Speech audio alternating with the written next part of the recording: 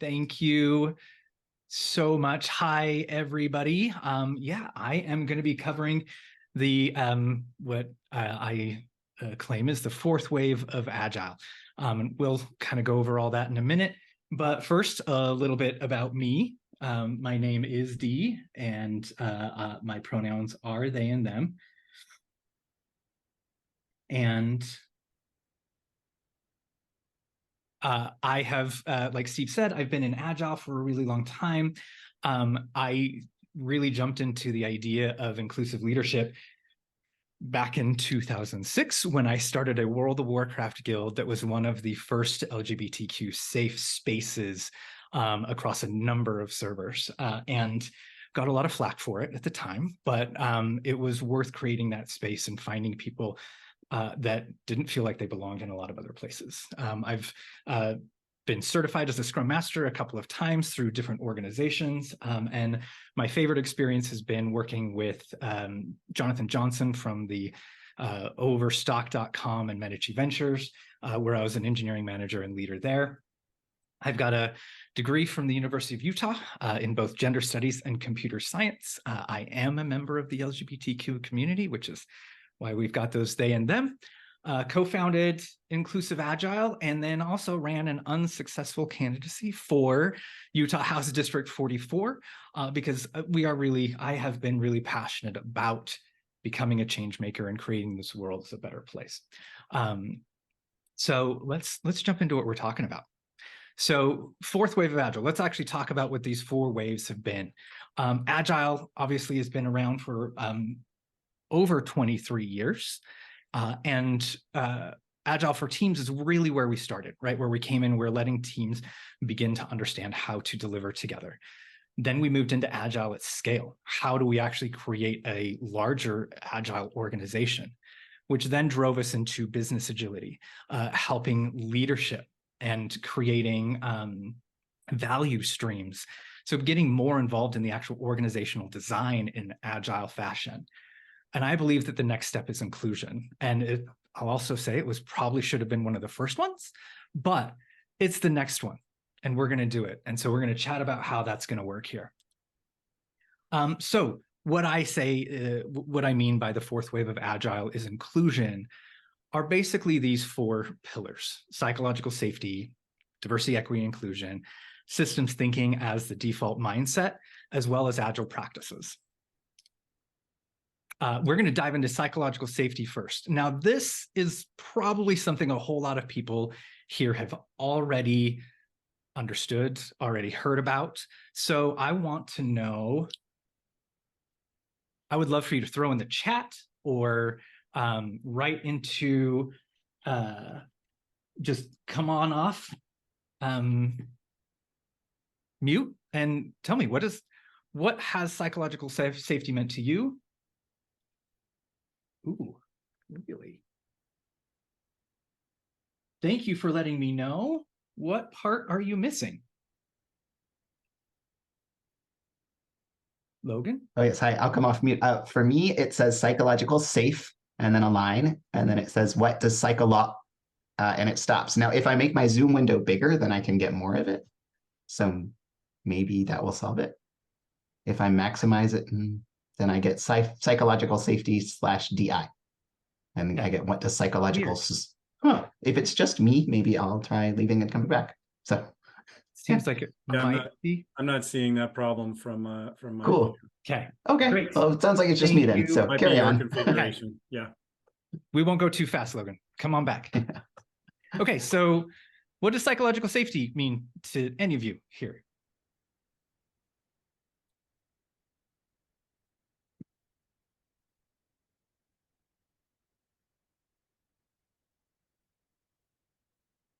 Oh, being able to make, thank you, Brett, being able to make honest mistakes without being afraid of getting fired. I love that. Honest mistakes. Nope. I'll bite. Go ahead. I think it's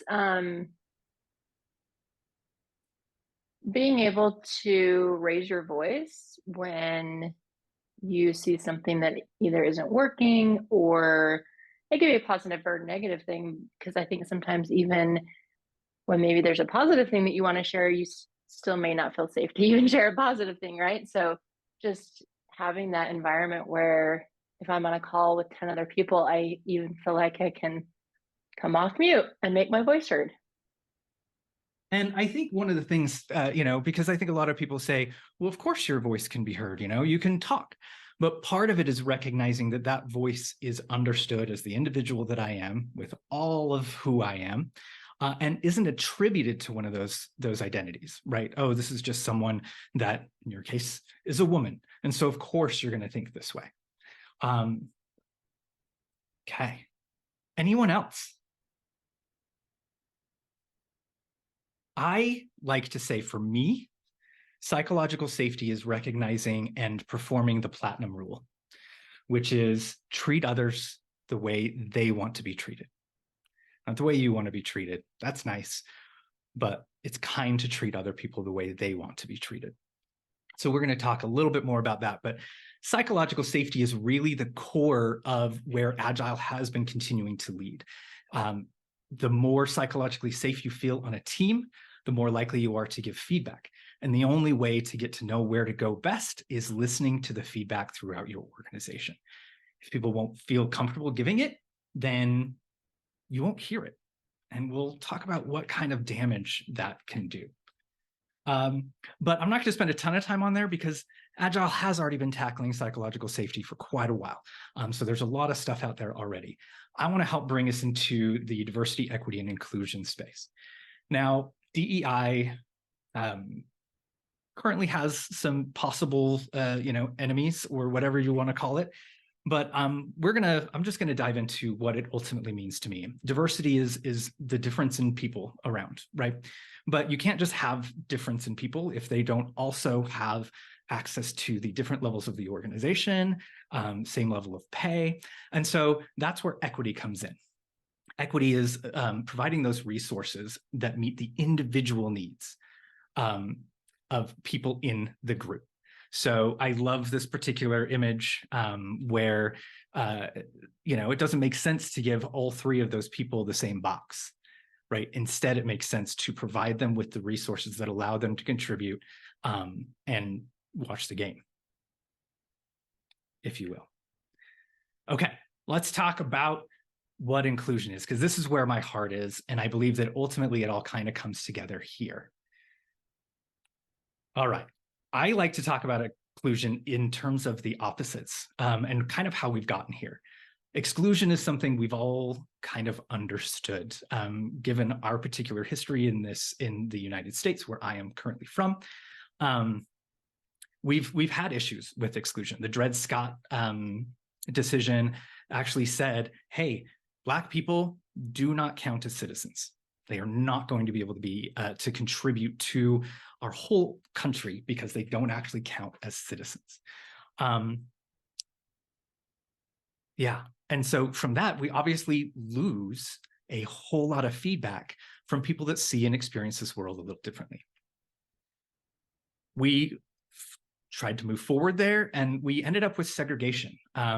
Segregation has, again, most easy reference is going to be Jim Crow South, where there was a lot of rules that said, hey, whites get this and Black people get this. And in the end, there was not separate but equal. It was very difficult for Black people to actually gain access to the same resources that white people did.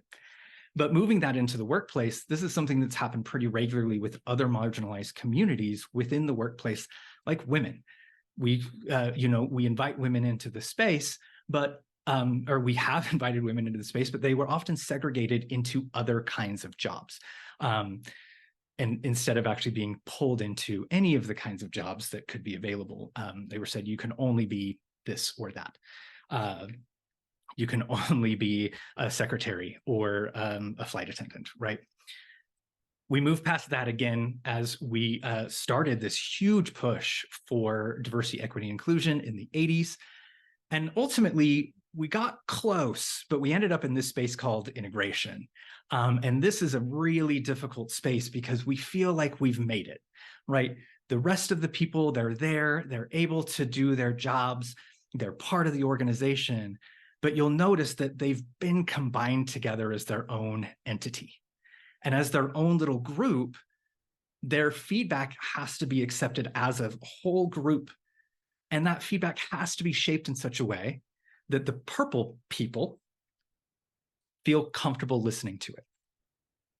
So as the purple dots, they hear this information, but they don't actually get exposure and understanding of who the people are in that integrated group, because they're continue to say, don't behave, act, or look like you, look like a purple circle.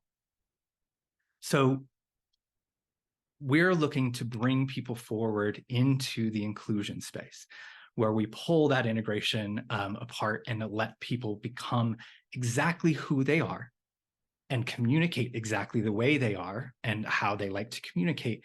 And in that, they actually begin to influence and improve the lives of not just the whole organization, as they can provide more feedback, but of the other circles, right? As the other circles become and understand these people on an individual level, they can start to understand the difference in the world.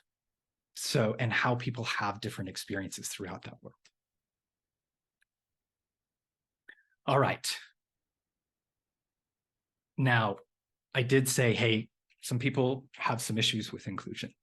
And a lot of people do feel uncomfortable or scared about the idea of bringing in new ideas, bringing in new people, because there is a concern of losing something. But if you look at the history of diversity, equity, and inclusion, it has benefited everybody across the board. So as we've introduced more tools for neurodivergent people, such as remote work, being able to turn off your camera, or just understanding how to create work for ADHD people with ADHD, people that are neurotypical gain those benefits. They have the ability to say, ooh, I'm actually really overwhelmed today. I'm not probably going to have a breakdown like someone with autism that may is overstimulated, but I've definitely shut down and I can't contribute the way I would like to. They have that ability to have that conversation. One of my favorites has been through the improvement of, or through the movement of feminism, in that shift in owning and being able to contribute to the family. I have been raised here in Utah, and so family has been a huge aspect of who I am. And it's been so neat to see that based on history, in the last 2 generations, we have seen men move from 5% of them having changed any of their children's diapers. 5% of men 2 generations ago had changed diapers before, to now, where that is near 75 to 85% of men that are now more involved in the family and the creation of bonds with those that they love. And what's been really neat about that is that's followed through on legal aspects. So on the legal aspect, now we have default systems. We have a default process for child custody that is by standard 50-50. And as long as both people show up and say they want 50-50, they'll be 50-50. You have to prove really, really a whole lot of bad things about one side in order to change that, as long as they show up, which has become a problem in just showing up. But that's another conversation. People with disabilities, things like this. People with disabilities is a huge deal because it is what I believe the center of inclusion, that everything leads to supporting people with disabilities, because in the end, it is not if you are currently disabled, it is when you will become disabled, because we all grow old and we all need different things, or we get in accidents. And so as we've improved these lives for people with the ADA, which was passed in 1990, that's improved the lives for everyone as they try to gain access to different resources. So it's helped the able-bodied as well. I would love to hear, anyone else have any comments or thoughts? Throw them in the chat, if you will, or again, come off mute.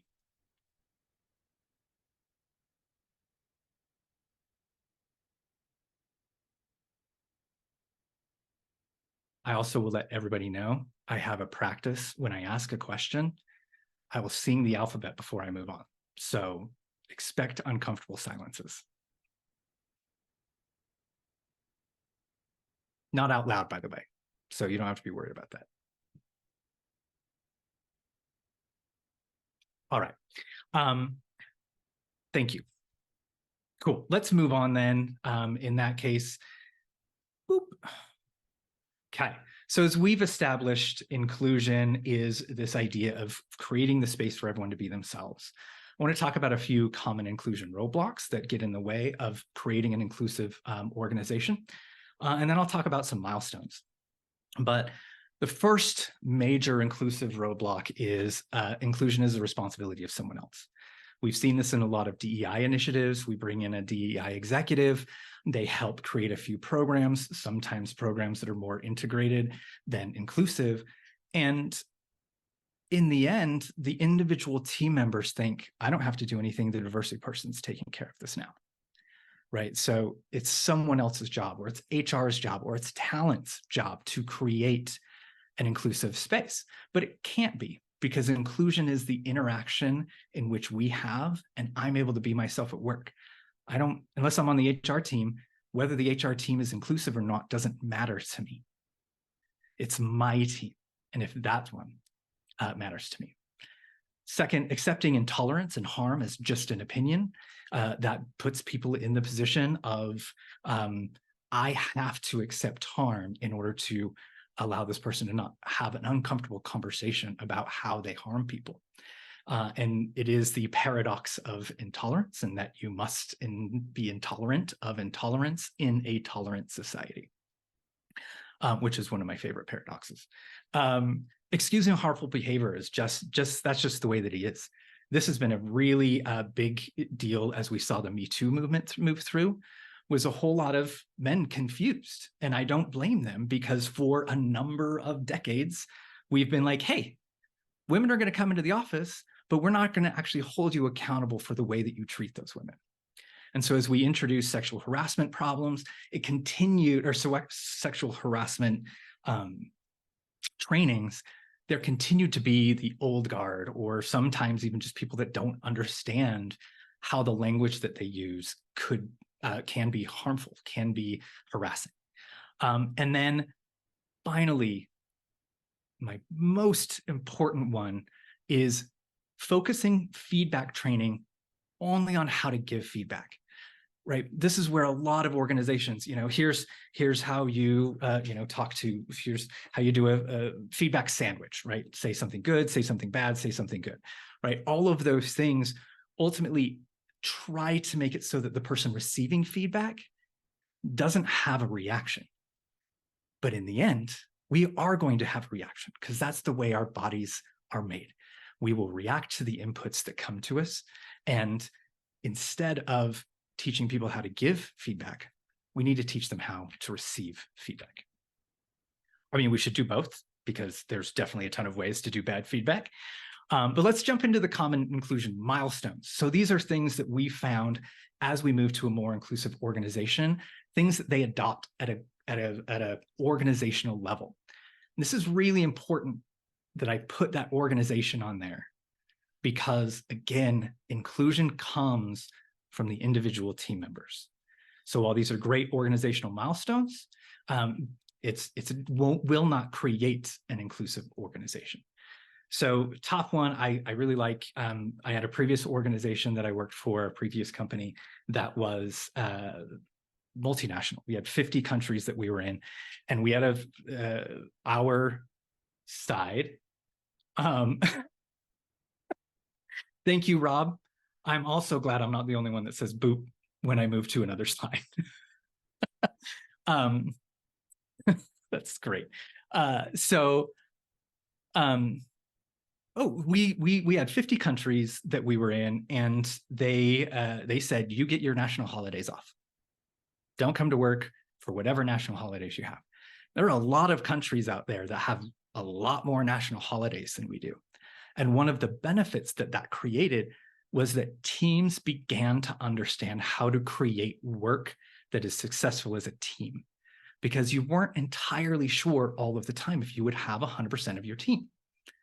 Outside of PTO, you just had people taking time for their holidays, right? And being able to celebrate the things that are important to them at a national level. Another big one, recognition of men as parental figures. When there's a good parental leave policy as opposed to a maternity leave policy. And then the third one is the hardest one that I have as I work with different clients, is confronting structures based in exclusion. For example, white supremacy. And I know as soon as I say that, I'm going to have some people that might freak out.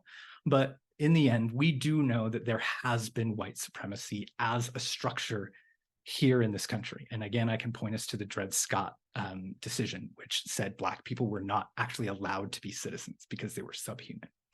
That's in our history. And so that white supremacy also created structures in which we elevated things that we believed were right or good or professional that were generally more white. So dress codes. Dress codes would focus on gender often, making it more difficult for women who needed to wear shirts or needed to wear dresses and heels, sharing an office space with men in suits who would then turn the AC down to 66 degrees because they're in a suit all day. It's a reasonable outcome that they have. I'm too hot in my suit.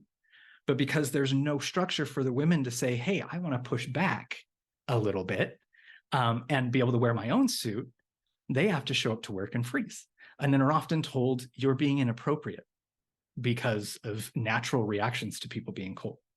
Hair discrimination, there's recently been a lot of movement around the Crown Act, which is showing that natural hair is amazing. It's fine. It used to be pretty common that we would tell Black people that, hey, you need to straighten your hair. You cannot have Black looking hair, from braids to afros to dreadlocks, whatever it was, or dreads or locks, I should say.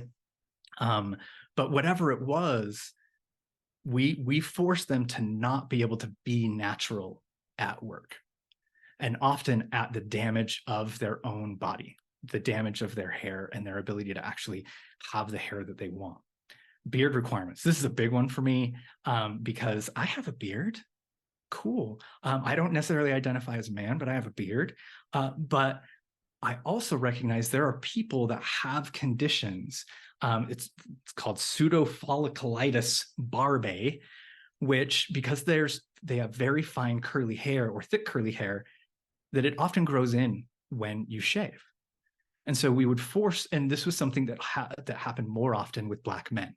And so we would force these Black men to shave, which would then turn into an even worse situation where now they have a bunch of ingrown hairs, pockmarks, or other sort of issues.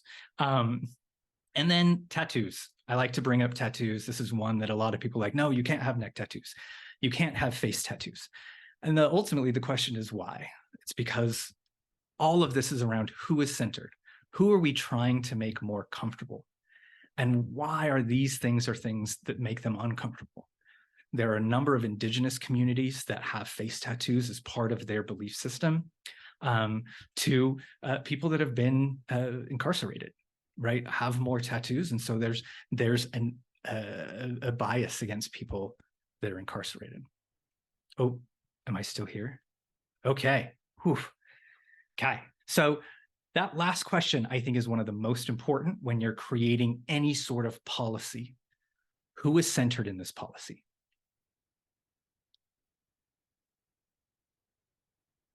Come on. I have a computer that's being angry.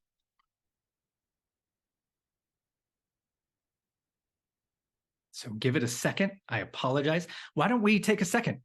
I would love to actually hear some feedback here. Tell me, open up on chat or jump in and unmute yourself. But what are policies or things, what are some aha moments you've had so far? Or what are some things that you go, that's actually ridiculous, Dee? I don't believe any of that.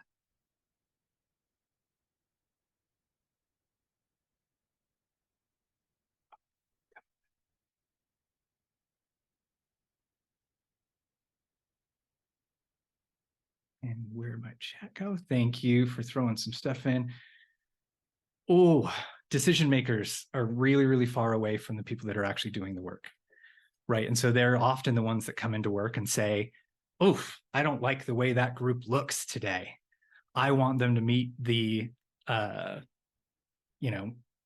dress code that we have, or the hair code that we have, whatever it is. Carissa, thank you for mentioning here. You still had to wear a dress when you started your career in the late 90s. There was a requirement for you to show up to work in a particular set of clothes that gendered you.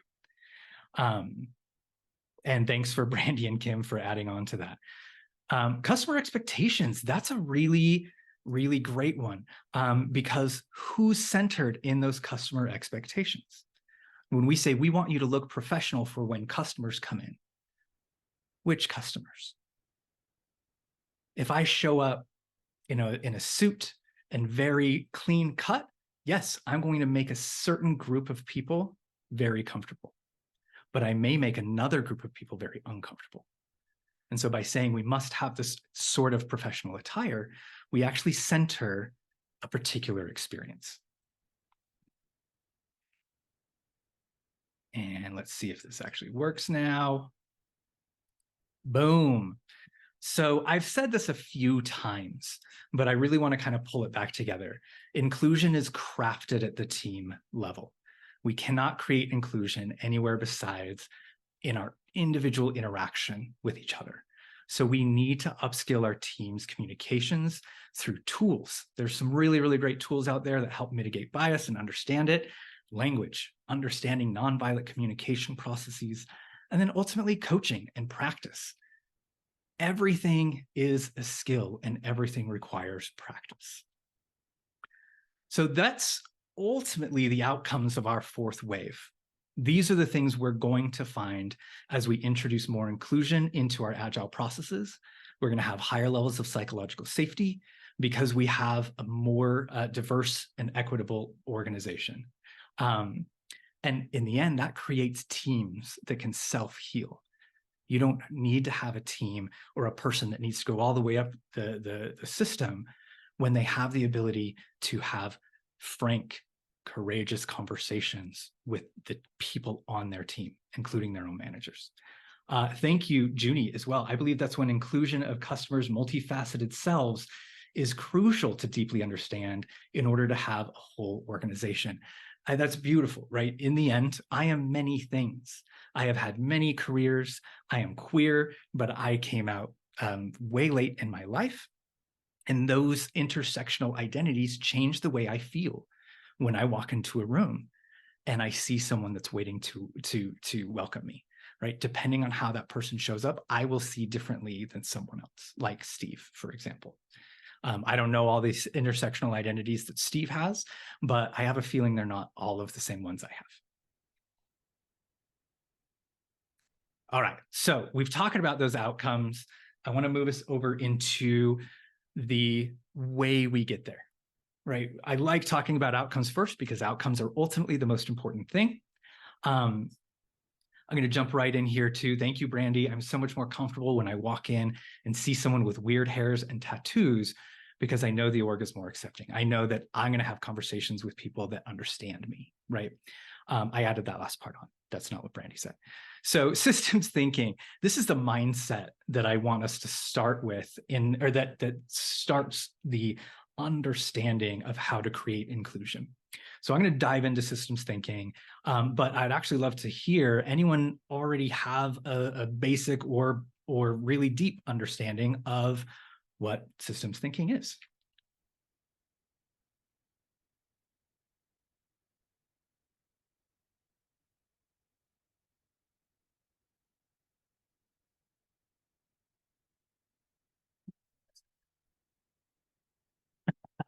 Brett, thank you for recusing yourself. Brett's one of my other founders. So I'll jump in here. And the reason why I asked is because one of my favorite Agile books is Agile Management 3.0, which spends the first 2 chapters explaining what systems thinking is and how to use that as a management tool. But I believe that this is a full inclusion tool. So let's dive into what a system is so we can understand what systems thinking is. So a system is a group of parts that work together to achieve a common goal. That's a really, really broad understanding of a system. So I'll dive in and kind of create some specificity here so it's easier to understand. So again, the elements of a system, parts that are related to each other that are heading towards a common goal. So let's talk about some examples so we understand. Stapler. The stapler is a system. It has multiple parts. They're made out of different things. They're put together in a very specific order with a single goal in mind, to punch holes with metal through stuff. Generally, it's supposed to be paper, or maybe chasing your sister around and shooting staplers into her hair.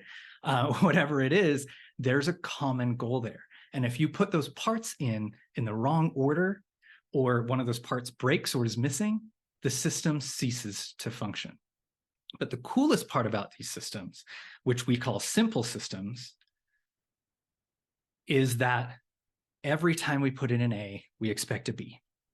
It shouldn't change or adapt to the inputs that we give it. Now, next one, calculator. Okay, so calculator is another system.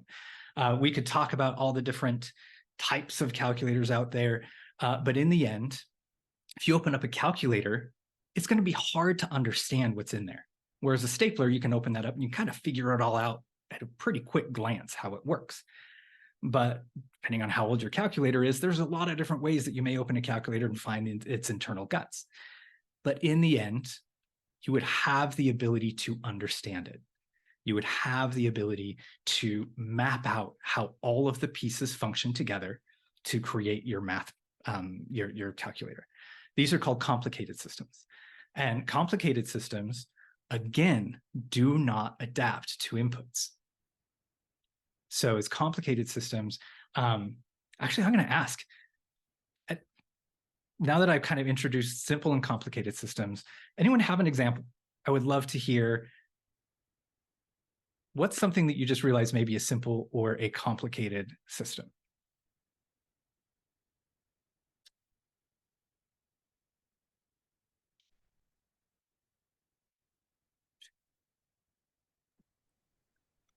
Can I go or?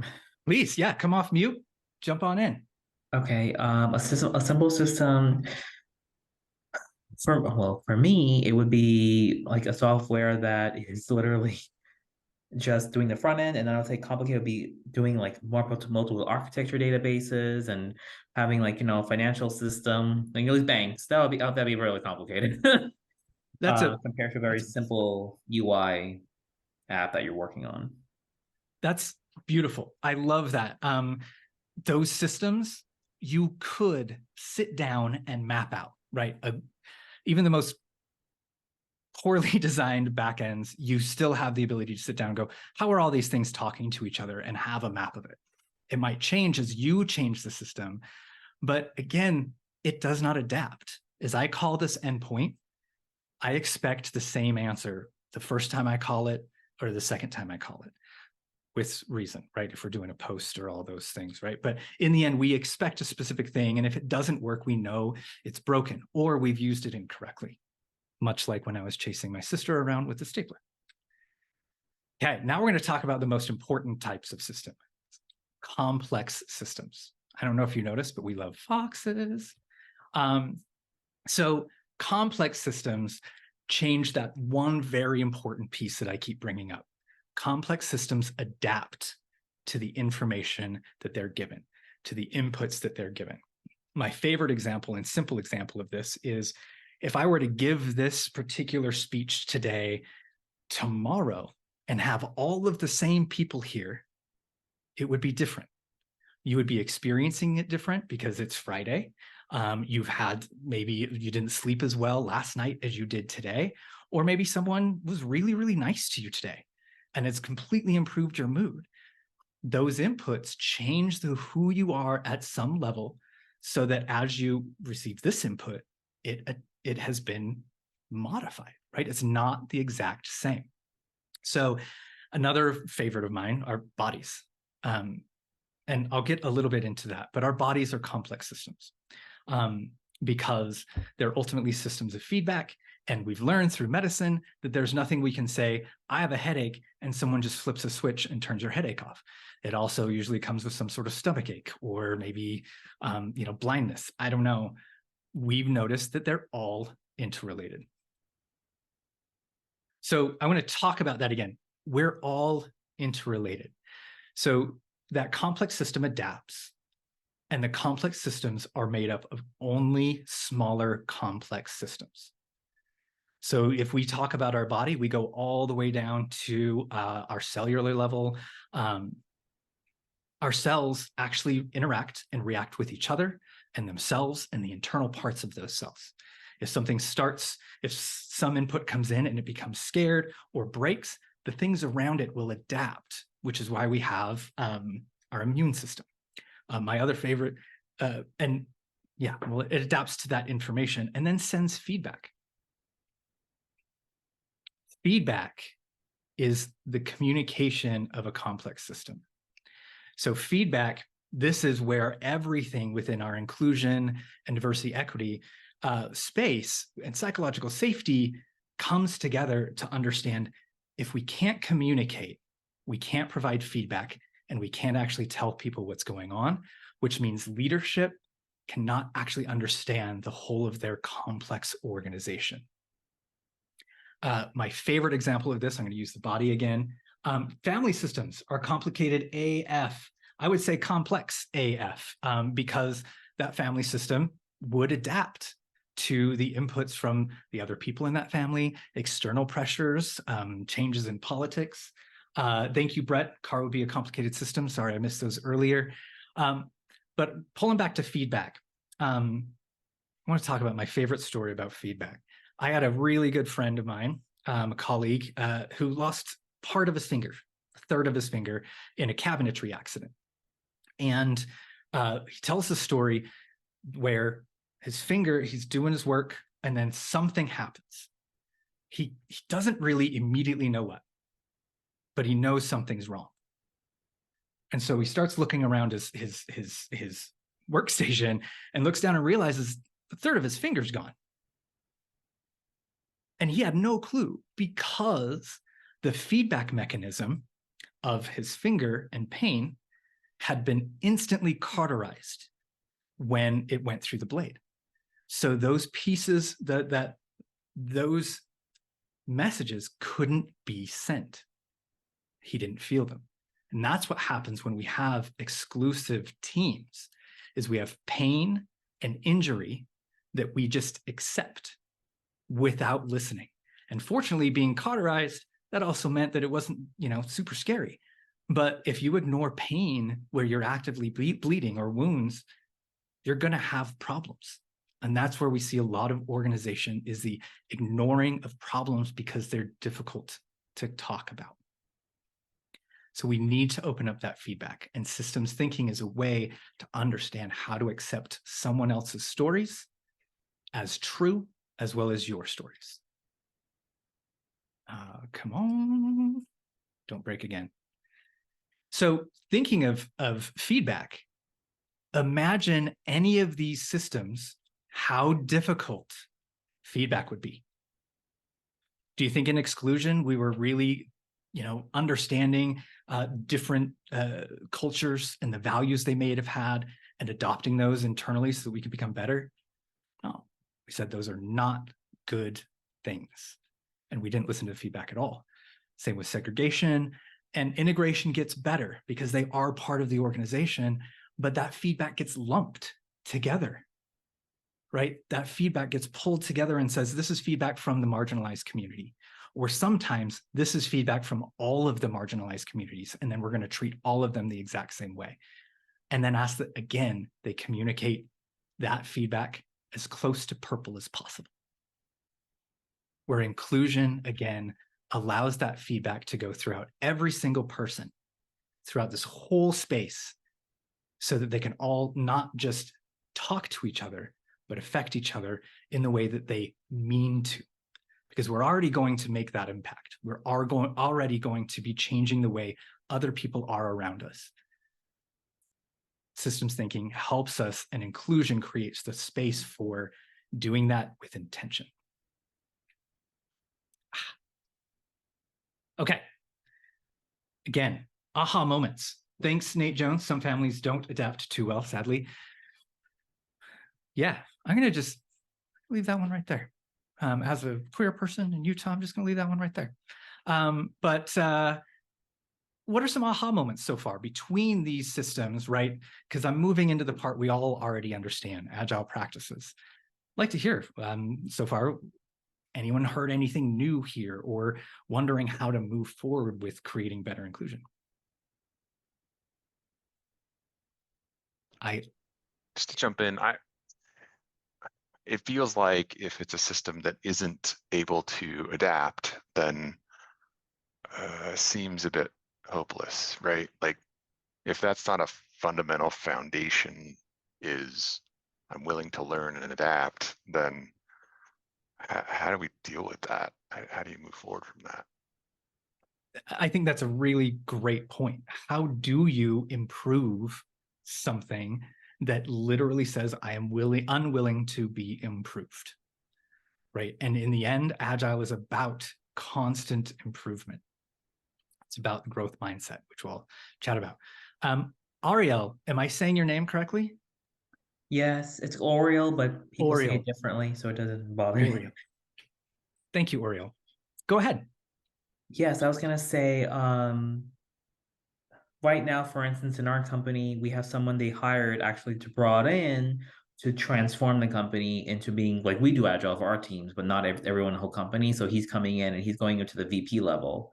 So, you know, if the CEO hires someone to do this and transform it, then it's really good. Obviously, you know, there are restructuring when that happens, and there's some people who, you know, don't want to change or, you know, they're close to retirement, so they've been there for 30 years. So he has to make those hard decisions, right? But he's really honest about it. He doesn't, you know, sugarcoat anything. He's like, this is what's going to happen. He's like, we have to become more agile, like become more little fluid and everything. And so, but other companies I worked for, I would say like large and financial institutions, they're very hard to transform because you have to be at the top and then make that change downward because it's almost impossible because their systems are so old, and you know, also bringing in new people is really hard. So they're an international company too. I think it's easier if you're like in one state. If you're in multiple states and multiple countries, it's much harder, right? Yeah, absolutely. Thank you. Thank you very much, Oriel. I'm going to also jump over to Chris's comment. Any agile team that is too dogmatic about rules will fail because it is a complex system.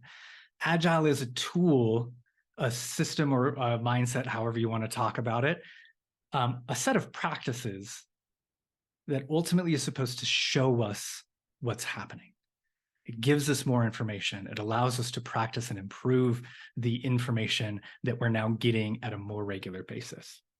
So that's the way I like to look at Agile. I'm a big fan of Alistair Coburn's. Thanks, Carissa, for just leading me right into that, by the way. Huge fan of The Heart of Agile by Alistair Coburn. That really kind of boils this down to Agile is the process of collaboration. We deliver success as a team. Then we deliver, right, together as a team. And then when we're done, we reflect on the information we got back and we try to improve it. This is the entire Agile kind of life cycle, if you will. There's lots of ways that we can do these things, but I like that this kind of focuses on the actual iterative process of Agile. I mentioned growth mindset, and I really want to bring that up, but I'm not going to go through these because I could spend 30 minutes here. But a growth, often when you're running into those people that are having a hard time understanding how to accept other people, it's great to help them understand the difference between a fixed mindset, the understanding that skills and talents are static, given to us, versus skills and talents being developed. They're things that we practice and that we do more often. Those are the things that we become really, really good at. But the best part about a growth mindset is that we learn from criticism. Nate Jones, I'll argue that Agile is a set of values, not practices. Focuses on practices leads to the dogmatic trap. I'm going to actually completely agree with you on that. It's a set of values. Practice is one of the values. So I really, really love that. Thank you very much. Okay. So if we say growth mindset is that understanding that everything is a skill, then Agile needs to create as part of its process the practice of receiving feedback, of understanding, hey, when you said this is, women, I heard this in a meeting once. What do you, women don't want to go hiking with us. That's not something they want to do, right? So why would we go hiking? When the people that offered that as a particular suggestion was a group of women. But giving that person that feedback, saying, hey, did you realize this is what you were saying, turned into, I'm not sexist. It became, whoa, I'm scared, which is normal. And I know we're very close to the end, and I am also very close to the end. But that reaction, I want to be very, very clear, is normal. When we are challenged about the possibility that we've harmed someone else, especially by accident, it triggers our amygdala. We are already in fight, flight, freeze, or fawn mode. And so in that space, it makes sense for us to get scared. And it makes sense for us to want to defend ourselves because that's what our body wants to do. But that's the part that we need to move past so that we can accept and understand the pain that we may have caused, and then try and find a better way to actually communicate with that individual person. So for that reason, I say all feedback is a gift, regardless of how it's given. If it's given terribly, you have 2 bits of feedback. The thing they're trying to tell you, and maybe that you haven't been listening for very long and they're yelling in your office, because no one likes yelling. No one really wants to go into the office and embarrass themselves by going into someone and yelling about some random thing. We usually get to that point when we feel overwhelmed or like we're not being heard. So tell me about feedback. I would love anyone throw in here, what's some non-traditional feedback you may experience at work, or another way to put it, what are ways that you like to give feedback when it's difficult?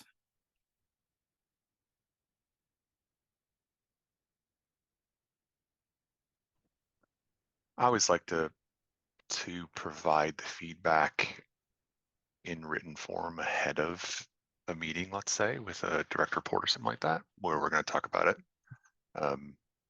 Maybe it's because I prefer to receive it that way, but so it's sort of a way to let them process it through a little bit and sit with it for a minute, right? Before, so they don't have to react in the moment in real time as much, right? It doesn't lessen the sting sometimes, but at least maybe they can have the private freak out before the conversation, and that tends to go over fairly well. And it has to be both, right? Because like written communication kind of sucks, but it also is good sometimes. So then you can have the verbal communication or video or whatever to back it up with tone and body language and all those things. Make sure it's coming across right. That's beautiful. I want to add another thing that you actually give to people there is some accessibility. Yep.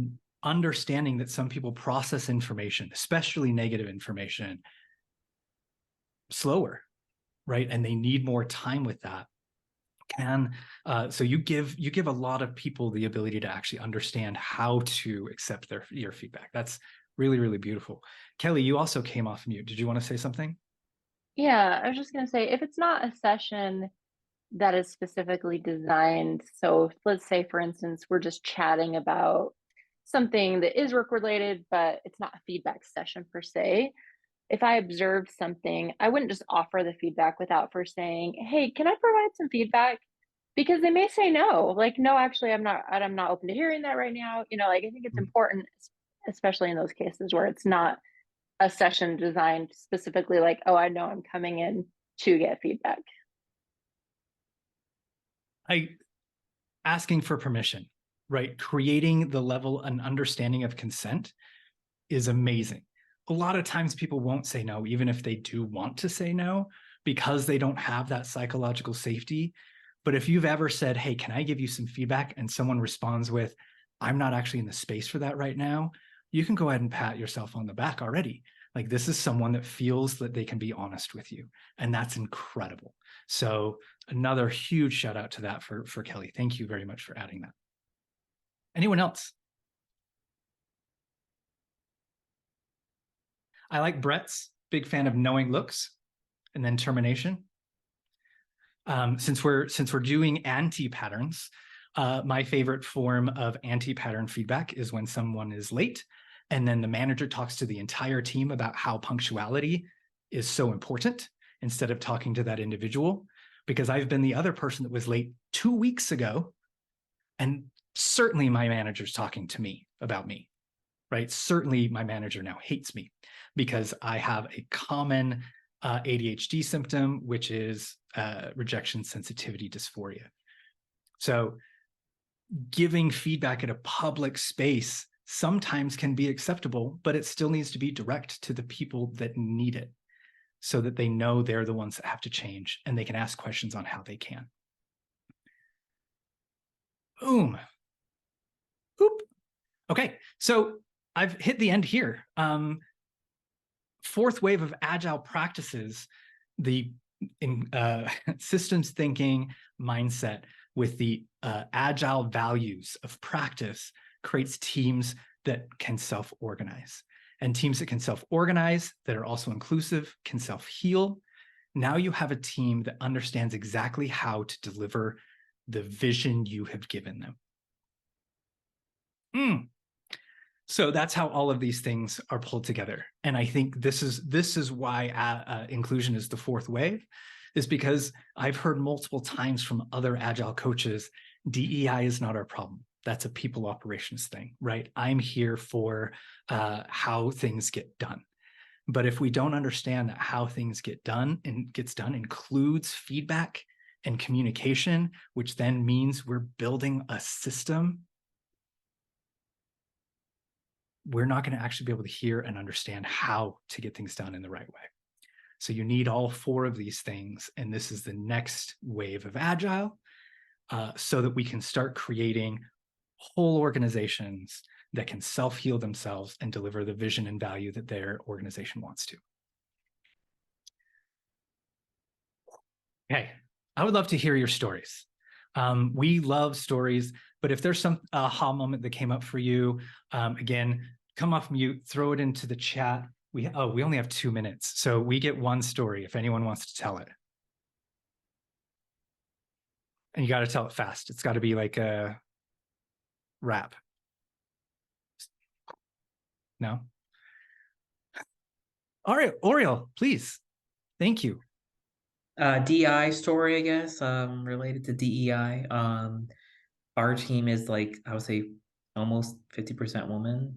Our directors are female, and then we have a new manager. She's also female. She runs a mobile team. So that is something that I've noticed that we work towards, but it's the weird thing is that our company doesn't like promote that. Like, it's just that our team is, but they don't, like, you know how like the Wall Street Journal says the top 10 companies to work for like women or what. We're not even on the list, which is really weird because we do have a lot of women that work for us. I don't know why, but I guess it's something that it has to be promoted by the company, and sometimes they don't do that. So it has to be a value within the whole company, right? Like, it has to be. Yeah, our CEO is woman too. So I don't know. I don't know why it's not like it's weird. I love that you bring that up, because sometimes I don't think that people recognize that they've sometimes created that inclusive environment, and that people want to hear about it, not just because they want to come work with you, but because they want to hear how to do it.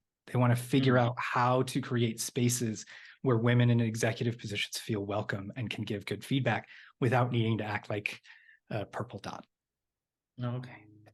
Love it. Thank you. Okay, we've hit the end, so I'm going to hand this back on over to Steve. Huge thank you to everyone for letting me ramble on for the last hour. Find me on LinkedIn. I threw it in the chat earlier. I'll do it again here at the end. I'd love to hear your stories. Again, we're a nonprofit, so our focus is on improvement and the creation of just a better workplace for everyone.